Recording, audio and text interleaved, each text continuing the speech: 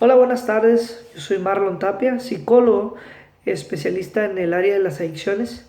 Tengo más de 13 años trabajando codo a codo con familias que tuvieron que hacer un análisis a fondo de su dinámica familiar para poderle hacer frente a esta enfermedad. He colaborado con diferentes centros de rehabilitación, con asociaciones civiles que se dedican a trabajar con esta enfermedad,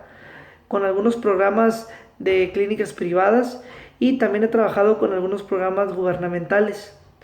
Y todo esto me lleva a mí a poder reflexionar acerca de cuál es la pregunta, cuáles son algunas de las preguntas básicas o vitales que los padres siempre están constantemente realizándose cuando uno trabaja en esta área. Una de las preguntas fundamentales que son lo que los padres se realizan es: ¿está usando mi hijo alguna sustancia o no está usando mi hijo? ¿Cómo saber si mi hijo consume una sustancia o mi hija consume una sustancia? Hoy en día, nuestros hijos pueden estar expuestos a drogas desde edad muy temprana y la realidad de las cosas es que, aunque no nos gusta la idea y aunque deseáramos que no fuera así, nuestros hijos pueden tener acceso al consumo de sustancias y a las sustancias en muchos lugares. Aunque resulte difícil, aunque resulte difícil, es muy importante que nosotros podamos hablar con nuestros hijos acerca de las consecuencias sobre el uso de sustancias, sobre el uso de drogas. Y obviamente lo tenemos que hacer con mayor razón si ya estamos sospechando que nuestro hijo o hija está consumiendo alguna sustancia. Nosotros somos los principales elementos o personas que conocemos mayormente a nuestros hijos. Nosotros los vimos crecer, nosotros somos los que los educamos y los que hemos estado fomentando conductas en ellos también. La mayoría de los padres de familia logramos generar un sexto sentido de que algo no está pasando en casa o algo no está desarrollándose adecuadamente con nuestro hijo. Y aquí es donde nuestro sexto sentido tiene que despertarse y tiene que dar pasos importantes hacia el acercamiento y a la comunicación con nuestros hijos. Si bien pueden existir muchos factores por los cuales la conducta o el estado emocional de un menor pueda variar, la realidad de las cosas es que en general cuando un niño experimenta con alguna sustancia o consume alguna droga ya, hay alteraciones o hay situaciones que se pueden presentar de manera muy frecuente en la mayoría de los menores de edad o en la mayoría de los consumidores. Uno de los temas importantes donde principalmente se presenta esta variación o estos cambios de conducta son en el desempeño escolar. Si bien teníamos a lo mejor un hijo o una hija que tenía un rendimiento medio o muy buen rendimiento, el hecho de que tenga un mal rendimiento, el hecho de que pueda tener ya diferentes notas negativas o que pueda tener malas calificaciones, que empiece a tener faltas en clases sin tener una justificante real, o que pueda tener un mal comportamiento ya anormal a lo que venía presentando, que ya le llamaron de la escuela al padre o a la madre para que se presentara por alguna falta que hizo el estudiante o el hijo. La realidad de las cosas es que ese es un foco rojo ya para considerar y analizarse más a fondo cuáles son los factores que están incurriendo para que esta persona, para que este menor de edad o esta menor de edad pueda tener esta afectación en la escuela, en su rendimiento. Otra situación donde se manifiesta algún cambio tiene que ver con los intereses. Hay jóvenes que tienen alguna inclinación sobre un deporte u otro, que tienen inclinación sobre algún pasatiempo u otro, que tienen alguna actividad recreativa que prefieran sobre otras. Cuando hay un cambio en cuanto a los gustos, cuando hay un cambio en cuanto a las afinidades que pueda tener, que tenían en algún momento dado el menor de edad o la persona que nosotros dudamos o estamos eh, con la incertidumbre si consume o no, pero el hecho de que tenga un cambio ya en los intereses, en las actividades, puede ser un foco rojo para analizarse más a fondo y que puede estar a lo mejor diciéndonos que algo no está funcionando bien, y en este caso que estamos hablando de las adicciones puede ser un foco rojo en cuanto al consumo de sustancias. Otra situación importante tiene que ver con las rutinas cotidianas. Si bien a lo mejor se alimentaba bien o se alimentaba mal, el hecho de que caigan los excesos, de que come mucho o no come mucho, ya podremos hablar de que algo no está bien, o que duerme demasiado o no duerma demasiado. También podemos hablar de esa situación. En muchos de los casos lo podemos ver que cuando hay un consumo de sustancias,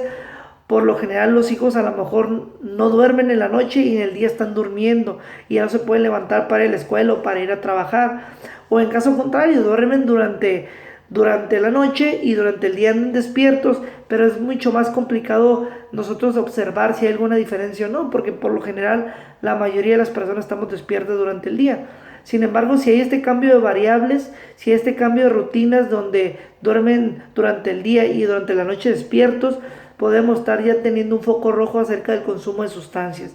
Otra situación importante tiene que ver con los cambios o la selección de los amigos. Si nosotros estamos detectando ya que hay amistades nuevas en el grupo de amistades de mi hijo, de mi hija,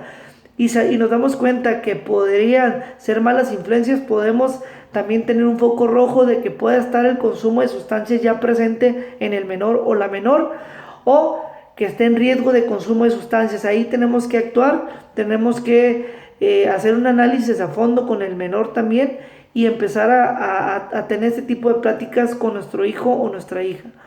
La personalidad también varía por lo general. Si nuestro hijo o hija empieza a tener un mal humor, empieza a verse más nervioso de lo normal o agresiva más de lo normal, o estar un poquito con más rebeldía, persistente, constantemente esté provocando, confrontando la autoridad, aun cuando lo hiciera anteriormente, pero que lo hace ya de una manera un poquito subida de tono, más excesiva de lo normal, podemos hablar de que es un foco rojo ya que puede estar manifestando que hay un consumo de sustancias. El comportamiento también puede haber un comportamiento en cuanto a que a lo mejor anteriormente no cerraba la puerta del cuarto y ahora ya la cierra con llave, ahora ya las gavetas las cierra, a lo mejor usa candados y a lo mejor antes no los usaba, o a lo mejor ya trata de buscar algunos espacios para utilizarlos como zonas seguras para tener guardados algunas situación que podemos pensar que es alguna sustancia, pues también es un foco rojo. Sin embargo, todo este tipo de elementos que he estado mencionando yo, lo más importante es que estemos al pendiente de detectarlos como padres de familia, tanto el papá como la mamá. Y mucho más importante es que tengamos la valentía y el arrojo de enfrentar a los hijos, de platicar con ellos sobre el tema, de hacerles saber que han estado observando algunos cambios en su persona. Y principalmente si nosotros podemos detectar que si bien hay un consumo o algún inicio experimental en cuanto al consumo de sustancias, lo más importante es que podamos acudir a orientación adecuada, que podamos acudir con expertos que nos puedan orientar en cuanto a la problemática. También podemos hablar que hay ciertas cosas que nosotros podemos detectar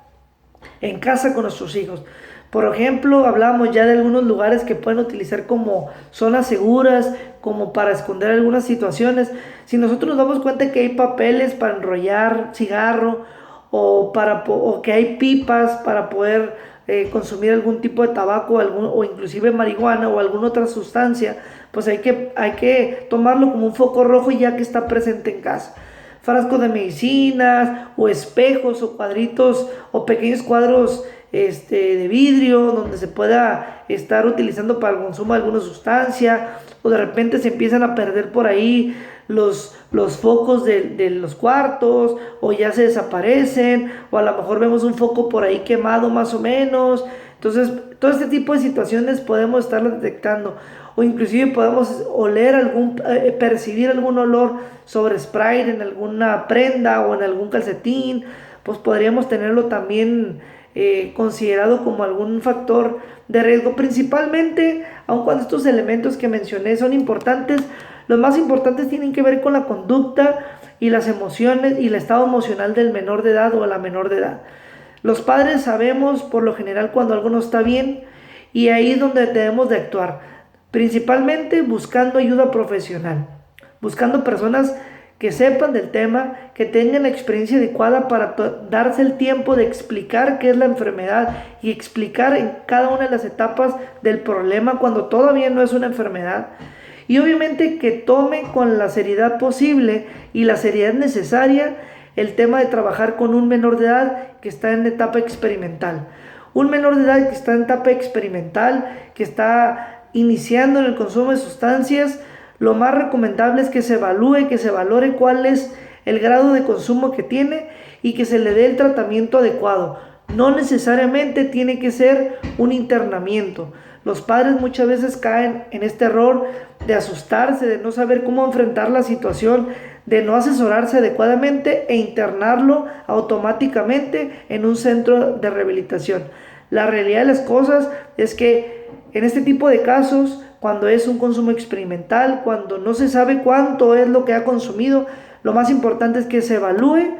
que se tomen determinaciones acerca de cuál es el mejor tratamiento y que se actúe de la mejor manera, siempre acompañados de un experto, siempre acompañados de un grupo de personas que puedan orientarlos de la mejor manera. Y qué mejor que sean personas con experiencia en el área.